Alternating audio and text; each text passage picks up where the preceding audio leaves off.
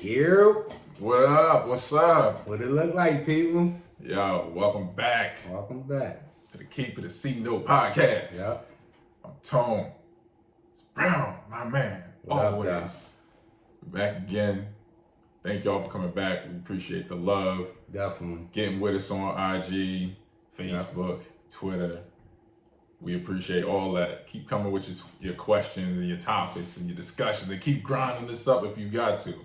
Yeah, because I'm going to keep grinding y'all up. I'm going to keep it a secret with you. I'm going to keep grinding y'all up. Brown is a pit bull on that social media. Hey, listen. He's killing you from both sides. Most of the time, when you see Keep It a C Note respond, my man Brown is hitting you with some sauce. I try to get there, but I can't catch up. He's quick. He's quick. Listen, man. Listen, man. Y'all say some crazy stuff, I got y'all. But you know we live tonight, so being as though we live tonight, our first topic, we done went everywhere else. We did the safeties on defense. We did the cornerbacks on defense. Now it's time for us to do our top 5 linebackers. So when we on live tonight, make sure y'all let us know who you got. Top 5 linebackers that you've seen play ever. And who did we forget? Yeah, who did we leave off? Let us know, because it's interesting. So with that being said, who's your top 5, my guy? You know what's funny? To me, of all the categories that we did, offense or defense, this was probably the easiest one for me. Yeah, I kind of felt that way too. It was almost like you felt bad for picking who you picked, because it just ran like a list, like it was a chart. You dig what I'm saying? So I'm gonna start with my honorable mention, as I always do. Honorable mention goes to the man from the Tampa Bay Buccaneers, Derrick Brooks. Ooh. Dude was so versatile. Facts. Big guy, but he was so fast, smart. He ran the defense. He knew how to make the adjustments. He made a lot of players look a lot better than they were. I'm not gonna say no specific names, but he was the anchor of that defense. So he's my honorable mention. That's a fact. Number 5, my man Junior Seau. This man was a safety that hit like a defensive lineman. He was smart. He could move anywhere on the defense, get to the quarterback, get to the ball carrier, and get it done. He got his ring when he got to New England. Yeah. So shout out to that. I was happy about that, because growing up, he was one of my favorite players. Yeah. So Junior Seau was my number 5. Number 4, Derek Thomas. Kansas City. When I tell you, this dude literally is a sideline to sideline linebacker, you might not find too many better. And he will get you anywhere, get interceptions, sack the quarterback, blitz, get the running back up the hole. So, and captain on defense. You the man with the C on your chest. I gotta rock with you. Yeah, he was a boy. Now, this dude, I only caught his last couple years, but I know of his stature. So I gotta go with Mike Singletary. Okay. 85 Bear Boys. I caught the tail end when I started watching football, but I could still see the highlights of what he was. Right. So him still being at that status, I had to put him as my number 3. Right. Number 2, the man with the dance, Ray Lewis. Okay. Absolute animal. If you say the word animal at linebacker, it is Ray Lewis. He was like a gorilla. You know what I'm saying? Like, he run through the line. He got the quarterback scared as hell. He might fumble for no reason. You dig what I'm saying? That's a fact. Smart. Helped Ed Reed become the guy he was, because you couldn't throw it over the middle accurately because Ray's right there. Yeah, so and he gave everybody on that team extra heart. Exactly. Pumped you up. Made the offense. He won a Super Bowl for a team that had no real offense except Jamal Lewis. Right. They had a few okay receivers and a quarterback that everybody forgets is Trent Dilfer. Yep. You dig what I'm saying? Yeah. He made the defense score. So that's why he's my number 2, man. Just an absolute animal. My number 1, bro. I literally had nightmares about when I was a kid, him killing Randall Cunningham. You could ask my mother, and Ma, you're watching this, you know this is true. I used to literally have nightmares and tell her that Lawrence Taylor killed Randall Cunningham in my dream. Because this dude literally played every position on the defense. Yeah, he was a monster. Well, like, he could do anything. I swear if they asked him to play quarterback, he could be a top 5 quarterback. Because he was athletic, he was smart. They designed an entire defensive scheme that other teams run to this day around Lawrence Taylor. Yep. He was the original Joker that they have now, the Joker linebacker that moves all over the field. That was him. Yep. And he could get a sack from any of them spots. Quick. And he got bodies. He literally got bodies. Joe Theismann. He was sending jokers out. He ended his career, my guy. And this Lawrence one you Taylor's hit scary. quarterbacks. And do you understand the hits? He wouldn't just hit quarterbacks. He's throwing them. This dude was a nightmare. So he's number 1 on my list. My brother. To you. That's a very good list, actually, man. I want to give you a little bit of props, Appreciate man. you. Good list. Appreciate Now, the love. Singletary, I'm the same way seeing him at the end of the year. So at the end of his career. So I kind of struggle. He just missed my top 5 in my honorable mention. Oh. My honorable mention, and you just said it about somebody. I think you said it about Brooks. But my honorable mention does not get mentioned a lot, and I really struggled in not putting him in my top 5. Cornelius Bennett, Ooh. Buffalo Bills. You know what I mean? A lot of people forget. Everybody mentioned Bruce Smith when they mentioned those Buffalo teams that lost every year in the Super Bowl, but Cornelius was on those teams too, and he was wreaking just as much havoc as Bruce. Wow. So he's my honorable mention. And sometimes when I go back and watch the episode, and I be like, damn. Because I've been torn all day. Like, I've been torn about putting him in my top 5. But my honorable mention for right now. Number 5, we actually had the same number 5. I'm going Junior Seau. Basically all the same reasons. You said he was definitely a monster. Even before he got the ring, he got his team to an early Super Bowl. When you talk about teams that really didn't have good quarterbacks, like Junior Seau was on a different level. My number 4, Derrick Brooks. Derrick Brooks got the Super Bowl ring. By the way, he made it to 11 Pro Bowls, first team 5 times. Derrick Brooks was a monster, and again, who was his quarterback when he won the Super Bowl? Brad Johnson. So you know what I'm saying? So he definitely was a monster. And one thing about Derrick Brooks that I want to say, he had over 1,200 tackles, and he only played 8 seasons. And damn near all these guys that's in our list are only about 200-300 tackles away from him. And he only played 8 seasons. So that just shows you that he's a monster. My number 3 is Ray Lewis. All the things you said. And also, just all the stuff he overcame to win that Super Bowl, like, you know what I mean? Everything that he went through with the legal stuff. So, but other than that, like, great football player. Like I said, I've always, like, Ray give any defense heart. You know what I mean? And when you see him jumping around, motivated, he just pump everybody else up, intimidator. That's who I got. Number 3. Number 2, Derek Thomas. Kansas City Chiefs. And he went to 9 Pro Bowls and had like 126 and a half sacks. The thing with him is I think that he would either own or be right there with every major record if he didn't lose his life so early. You know what I mean? So just that alone, like I remember, like he was another dude that would crack you, sing you out, like, you know what I mean? And I'm talking about this is when the league was real. He only played, I think, 10, 11 years, but what I'm saying is that guy was a monster. Bro, before you announce your number 1, could you imagine the hit between him and Okoye in practice? Like the that's what I was about to say. say. What I was about to say is like really when he was the man, besides for Okoye, you don't really remember too many people on that Kansas City team. Right. Like, you know what I mean? He was definitely he had some terrible quarterbacks. He really did. He was a monster though. But number one, we got the same number one. Whew.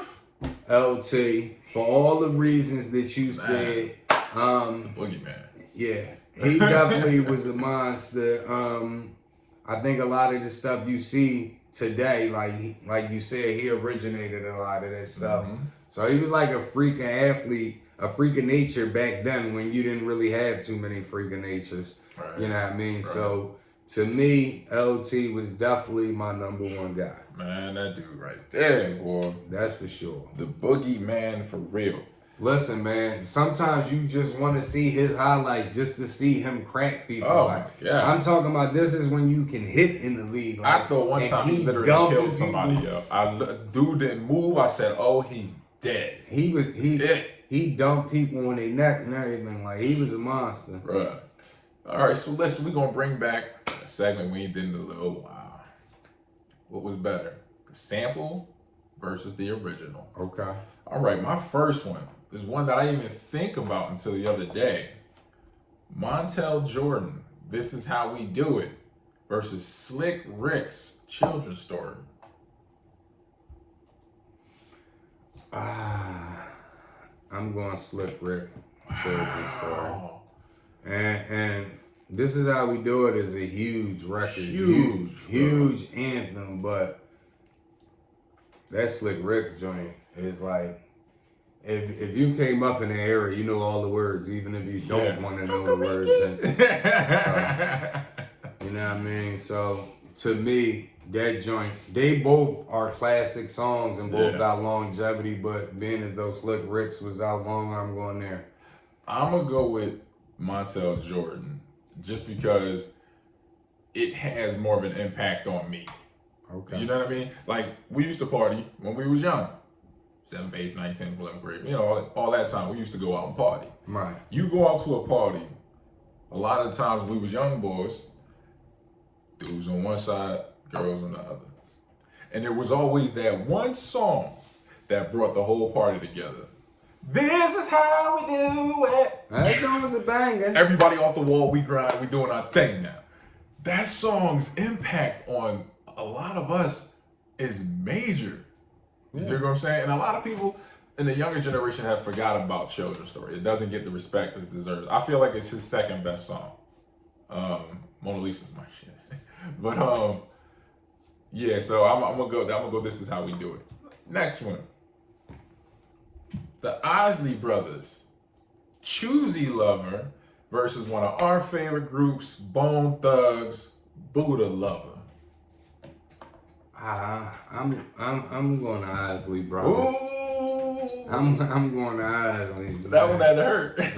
Yeah, I'm going to and that Buddha Lovers was one of my favorite joints, man. Right. But I'm going to Isley Brothers. I can't go away from Bone Thugs, man. I can't do it. I can't tell you how many times we listened to Buddha Lover when we were kids on repeat. Like singing loud. So loud my parents would probably wake up. You know what I'm saying? Like, that song was it was all that. You know what I'm saying? So I'm going Buddha Lover. Crazy. All right. This one was crazy when I thought I didn't even think about the sample. Tribe Called Quest, Bonita Applebone versus the Fugees, Killing Me Softly. Big shots on that one. La la la la.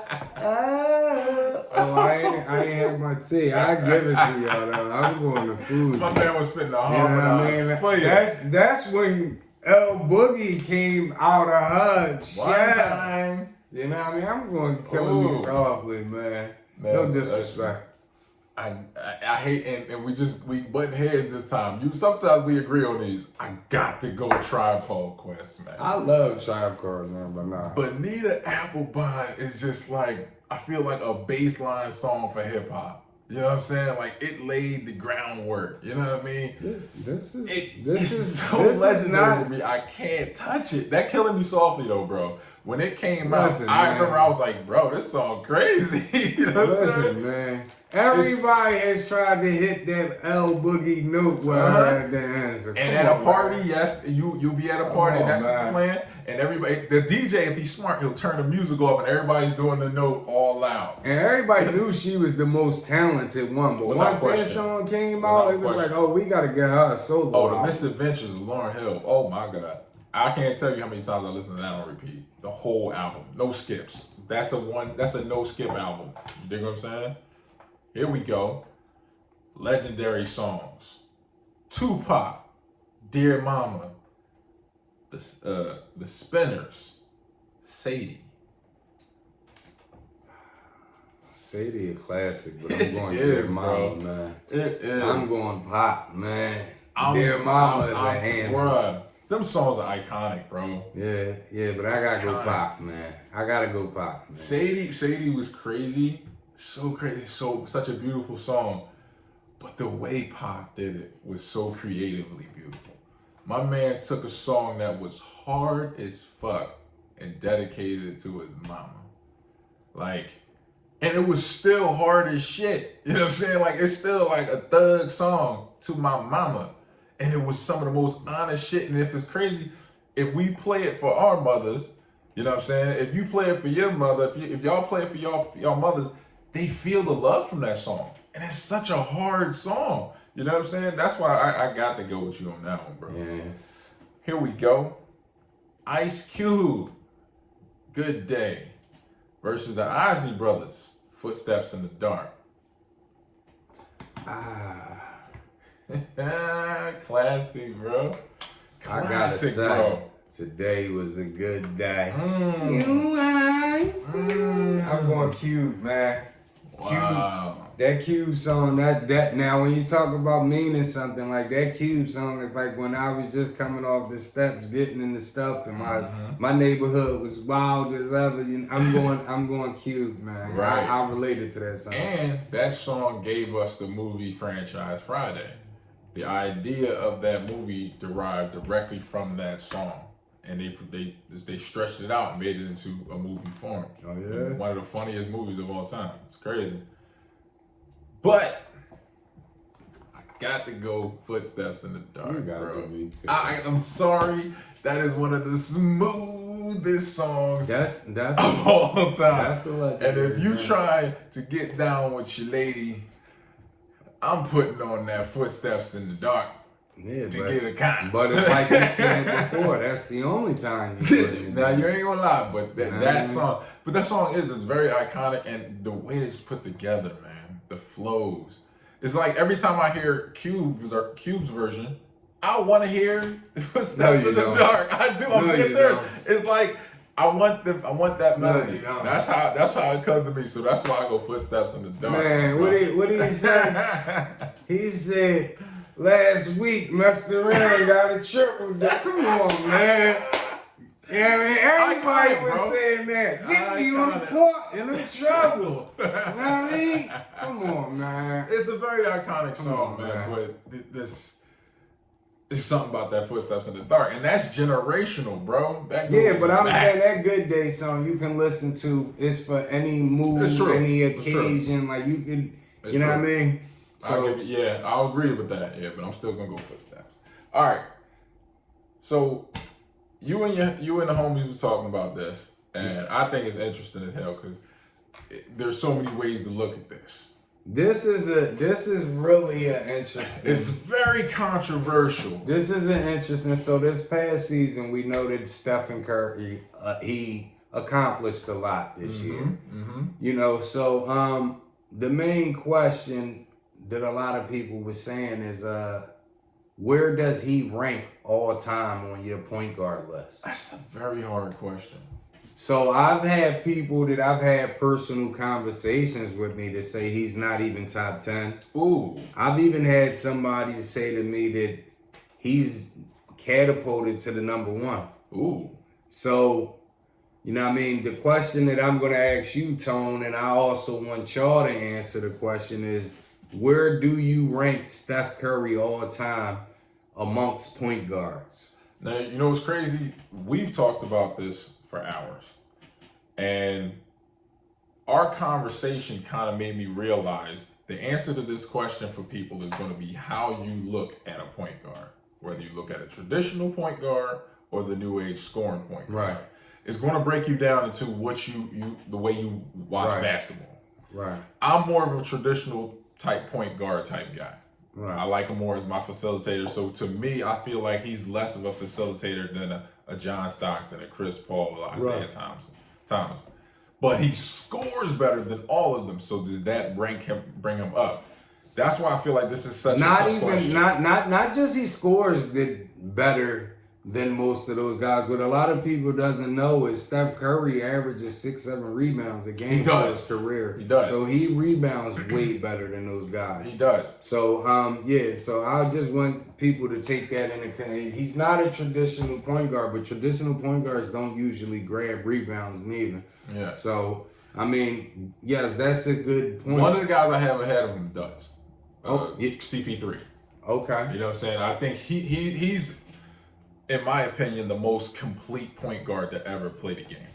Really? Yeah, I feel like dude can give you buckets when you need to. He can come up clutch. His only knock, in my opinion, is he's never gotten over the hump. And that's a big deal. That's but as a player, I feel like there isn't a better point guard as a complete player standpoint. I put Stockton over him because Stockton has more accomplishments. You know what I'm saying? Stockton also played with better players. So where do you rank Steph though? Steph is probably number 4 for me. So he was 6. So I moved Magic Johnson down. So who do you have in front of Steph? So in front of Steph, I have Isaiah Thomas at 4. Okay. Or 3. I feel like not saying he won the Pistons the championship, but he was basically the trigger point for the offense. Right. You dig what I'm saying? Because you had a bunch of defensive-minded, not role players, but players, who weren't as adept in scoring. You dig what I'm saying? Lambert could get you a bucket underneath, yeah. Well, Dumars could score. Dumars could score, but his mind was defensive. The microwave, another dude that can get you buckets, but the offense was run through Zeke. You know what I'm saying? And he delivered on all fronts. You know what I'm saying? And he had some serious clutch moments, like when he got hurt against the Knicks, and what was that, the Eastern Conference Finals? And when he came back. And he came right back in and scored like 12 points in like 2 minutes or something like that, while hurt, and then went on to win a championship. Right. You know what I'm saying? Like, to be the guy as the point guard, and he wasn't a big dude. He's like 5'10". You know what I'm saying? So that's why he's ahead of Steph. My number 2, like I said, Chris Paul is the most complete point guard. Like I said, Chris Paul ahead of Steph? I do, just because of what he's already done without others. Like people underestimate what Draymond meant to that team, what Clay means to that team. These are both two-way players who Draymond won't get you that many buckets, but Clay will get you buckets. You know what I'm saying? They also can change the game. You know what I'm saying? So I feel like that's why it knocks Steph down, because Steph was the first option on that team, but you also had a very great option. Like, they're considered maybe the 2 greatest shooters of all time. That's a fact. So if you got that together, you're already trumping anything that CP3 had. The best player CP3 had before now is probably who? Blake Griffin? Yeah, but I mean, to me, CP3, like, we've already had this debate. CP3 always gets hurt in the playoff. He does. He always disappears when it really counts. So, to me, all that is a knock on CP3. I'm not going to hold you. He makes every team better. That he does. Instantly. But is always going to come a point in time where he's either going to get hurt or he's going to disappear in the playoffs. This is his history. And we'll see. I don't know what the future holds, but you know what I mean? All I can go off of is, I don't know, man. But yeah. So who would you have? Where would you have Steph? Me personally, here's the thing. I only got 2 point guards. When I really looked at it, and I had Isaiah ahead of stuff, but when I really looked at it, like Magic is my top guy. Oh, okay. Oscar is my number 2 guy. And then it was Isaiah, but now I the way I look at it is. But you wouldn't consider Oscar more of a scoring guard, like a score, not he was a point guard or shooting guard. But he was a point guard. I mean, he was a point guard. You know what I mean? So I can only go off of him being a 6'5" point guard. You know what I mean? So I would say him number 2. Isaiah, I had Isaiah at number 3. But here's the thing. I want you to understand, because what you just said about Draymond Green can get you some buckets. Yeah, he's not the best scorer. He can get you some buckets. Not at all. He's actually like the point forward. He does the passing that Steph Curry doesn't do, and Curry does the scoring that he doesn't do. Right. Klay Thompson, definitely one of the greatest shooters of all time. This is true. But Chris Paul, to me, you know what I mean, I didn't put him on that note just because Steph has 3 rings. That's first of all. It's true. Second of all, I know he got 2 of those rings with Kevin Durant. This is something that I do know. But that first ring that Stephen Curry had, he won that, John, with him as the focal point, where every night the defense is trying to shut him down. He's the number 1 guy. And Magic Johnson played with Showtime, Kareem. He played with Worthy. He played with Byron Scott. He played with this person. He played with that person. Same thing with Oscar. Oscar played with Kareem. He played with Dantley. So it's starting to sound like you moving Steph to 1.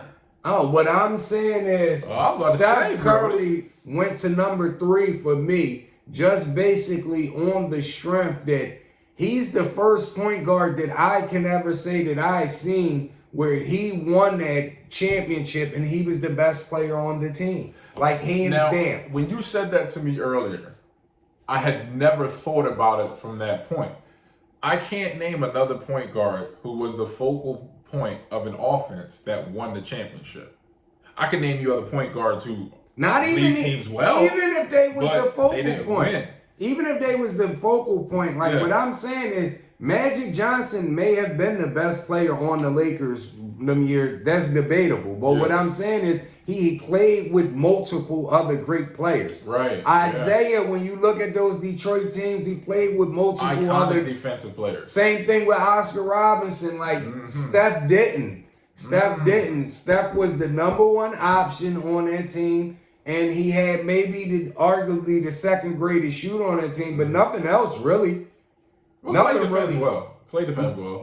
No, but I'm saying nothing really. I mean, you mean no other players? Klay is where, like, where that's stops. where, I get you. You know, you had good. Draymond is defense, facilitate on the offense. Iguodala, the same thing. But what I'm saying is, Klay is the only person that he had that when you really can put on buckets. Right. Other than that, you had to depend on dudes like Harrison Barnes and all of that, which they weren't those type guys. And they never really had a dominant big man. They always had like some athletic big men who couldn't score. So from a couple of our peoples, like my man Skull, he says he wouldn't even put Steph Curry in the top 10 point guard list because he says Steph Curry wasn't a traditional point guard. Wow. Now, see, I can't knock him all the way down for that because you are even if you just go by size, he's still the smallest player in the starting lineup. So here's your point.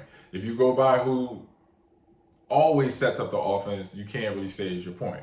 Draymond's more your point. He's a point forward. But he is the point person in your offense. Right. Like when he does touch the ball first and then he gives it to Draymond.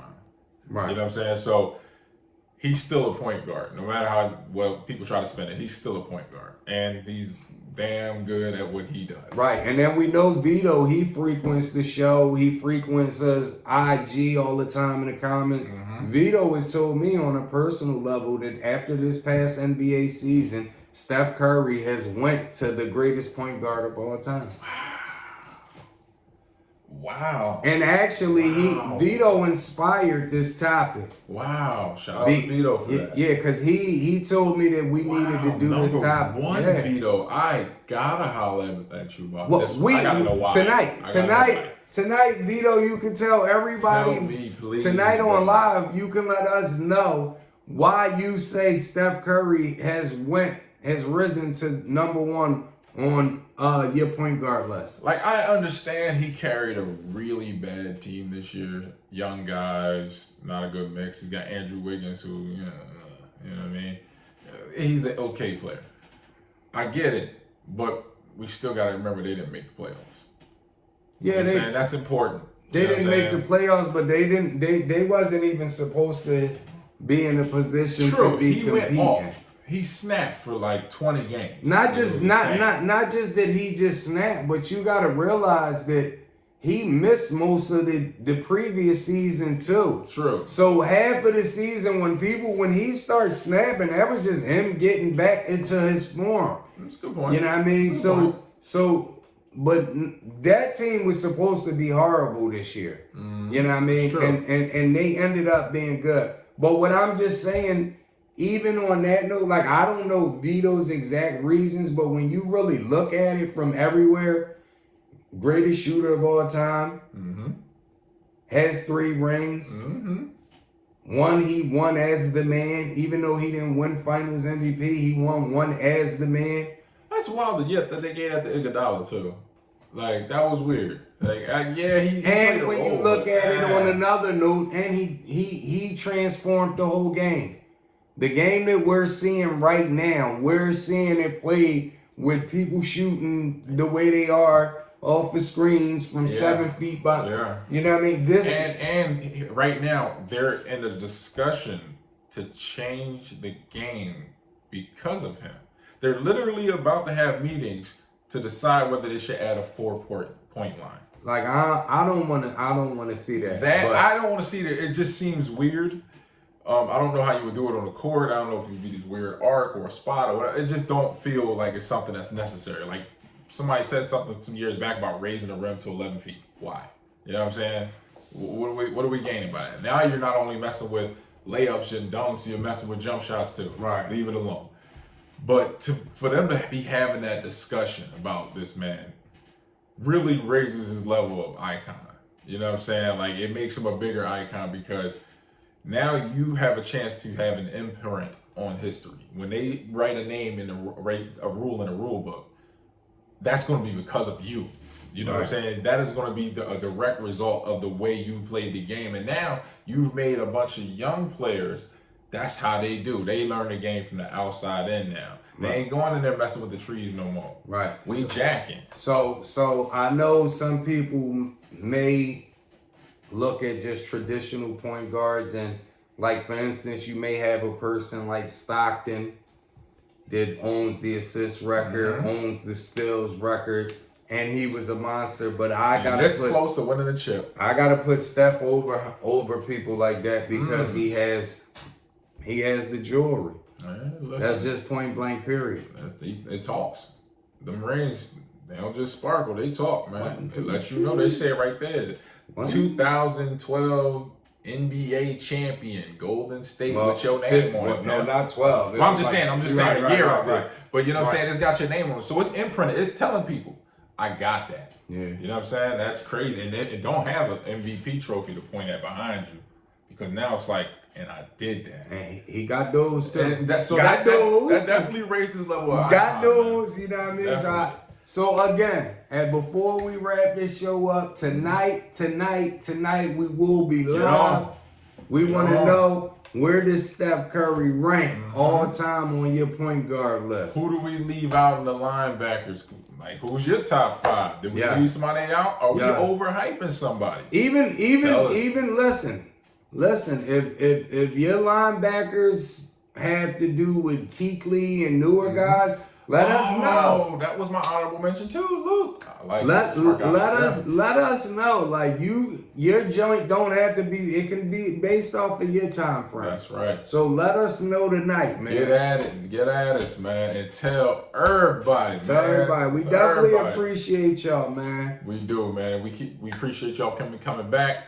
Hit us up on Facebook, Instagram, Twitter. We're available on all platforms, so check us out. Yep. I'm Tone. That's Brown. We out there. Yep.